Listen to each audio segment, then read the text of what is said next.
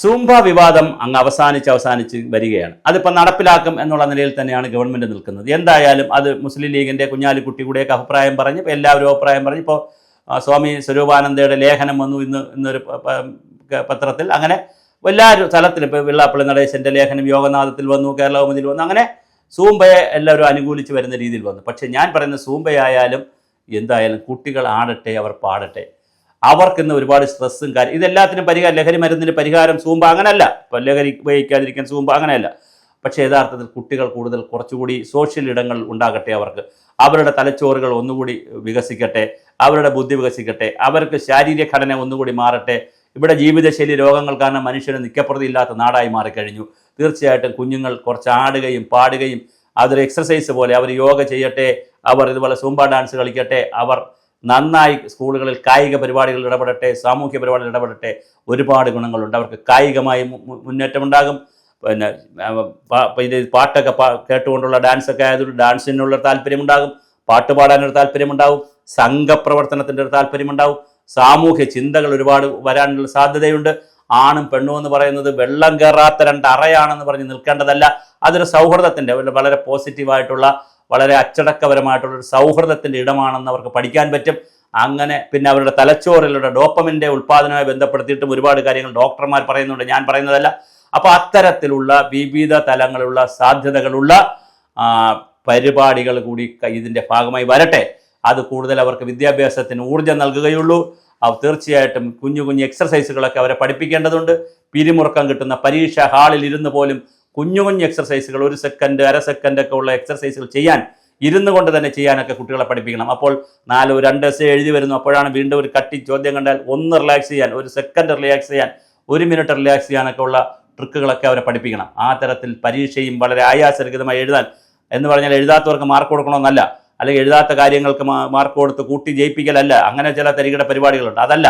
അല്ലാതെ കുട്ടികളിൽ കോൺഫിഡൻസ് വളർത്താൻ, അവർക്കൊരു ഓപ്റ്റിമിസം കൊണ്ടുവരാൻ, ഒരു ശുഭാപ്തി വിശ്വാസം കൊണ്ടുവരാൻ, അവരെ ഒന്ന് മോട്ടിവേറ്റ് ചെയ്യാൻ അവർ ആടട്ടെ, പാടട്ടെ, സംഘ പരിപാടികൾ ചെയ്യട്ടെ. ഇതോടൊപ്പം അവർക്ക് ചെയ്തു കൊടുക്കേണ്ടത് അവരെ സോഷ്യൽ ആക്ടിവിറ്റീസിൽ ഇടപെടിക്കണം. തൊട്ടടുത്ത ലൈബ്രറികൾ, എല്ലാ വാർഡിലും ലൈബ്രറി തുറക്കണം.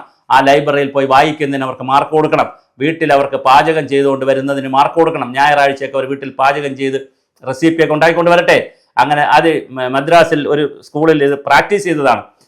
പിന്നെ അതായത് അവിടെ സ്കൂൾ പ്രിൻസിപ്പാൾ സ്കൂൾ അടയ്ക്കുന്ന മുമ്പേ കുട്ടികൾക്ക് ഓരോ പ്രോജക്റ്റുകൾ കൊടുത്തിട്ട് ഏപ്രിൽ മെയ് മാസങ്ങളിൽ ചെയ്തുകൊണ്ട് വരാൻ പറഞ്ഞു. ആദ്യം ചില എതിർപ്പൊക്കെ വന്നെങ്കിലും വളരെ നന്നായി സക്സസ് ആയി അത് നടന്നു. വീടുകളിൽ ചെന്ന് കുട്ടികൾ നല്ല പാചകം ചെയ്യുന്നു. അതൊക്കെ ചെറിയ 2 മിനിറ്റ് 3 മിനിറ്റുള്ള വീഡിയോ ആക്കി സ്കൂളിൽ പിന്നെ കൊണ്ട് കാണിച്ചപ്പോൾ അവർക്ക് മാർക്ക് കൊടുത്തു. കുട്ടികൾ അമ്മമാരെ സഹായിക്കട്ടെ, വീട്ടിൽ ഗാർഡൻ ഉണ്ടാക്കട്ടെ, വീട് തൂത്തുവാരട്ടെ, നാടിലെ ചെറിയ മാലിന്യങ്ങൾ സംസ്കരിക്കുവാനും വൃത്തിയാക്കാനും പഠിക്കട്ടെ, സ്കൂൾ വൃത്തിയാക്കാൻ അവർ പഠിക്കട്ടെ. അവർക്കൊരു സോഷ്യൽ ജീവിതം ഉണ്ടാകട്ടെ.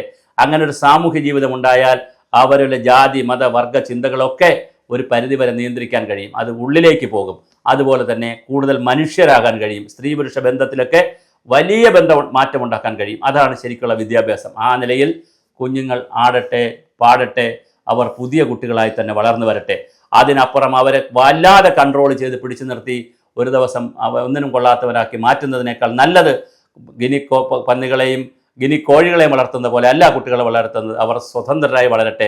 അപ്പോഴും അവർ സ്വന്തമായുള്ള അച്ചടക്കം കണ്ടുപിടിക്കാൻ, അവർക്ക് ജീവിതത്തെ എങ്ങനെ മെച്ചപ്പെടുത്തണമെന്ന് പറഞ്ഞു കൊടുക്കാനുള്ള ഉപദേശകരായി അധ്യാപകരും മാതാപിതാക്കളൊക്കെ മാറി അവരോടൊപ്പം നിന്ന് അവരെ വളർത്തിയെടുത്താൽ, 13 വയസ്സിനകത്ത് അവരുടെ ഉള്ളിൽ നന്മകൾ നിറച്ചാൽ തീർച്ചയായിട്ടും 13 വയസ്സിന് ശേഷം കുട്ടി വളരെ നല്ല കുഞ്ഞുങ്ങളായി വളരും.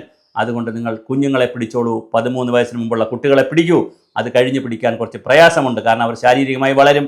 പെൺകുട്ടികളാണെങ്കിൽ പ്രായമാകും, മെൻസസ് വരും. പിന്നെ അങ്ങനെ ഒത്തിരി കാര്യങ്ങളുണ്ട്. പെൺകുട്ടികളെ സംബന്ധിച്ച് ശാരീരിക വളർച്ച ഉണ്ടാവും. ആൺകുട്ടികളെ സംബന്ധിച്ച് മീശ പോലുള്ള കാര്യങ്ങളൊക്കെ വന്ന് അവർ വേറൊരു തരത്തിലേക്ക്, ഒരു അഡോളസൻസിലേക്ക് മാറും. അതിനു മുമ്പേ കുട്ടികൾ തന്നെ ആയിരിക്കുന്നൊരു പ്രായമുണ്ട്, 13 വയസ്സ്. അതിനു മുമ്പേ കുഞ്ഞുങ്ങളെ പിടിച്ചോളൂ. അവർ ആടട്ടെ, പാടട്ടെ.